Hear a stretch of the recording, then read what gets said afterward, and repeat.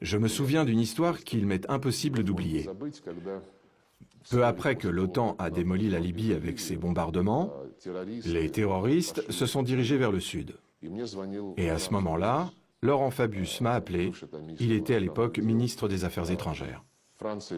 La France était préoccupée par la menace qui planait sur le Mali, où se trouvait le contingent français selon l'accord avec Bamako.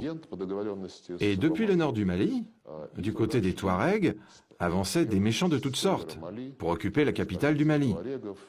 La France voulait que son contingent au Mali obtienne l'approbation du Conseil de sécurité de l'ONU pour lutter contre cette menace terroriste. Laurent m'a appelé et m'a demandé de ne pas nous y opposer.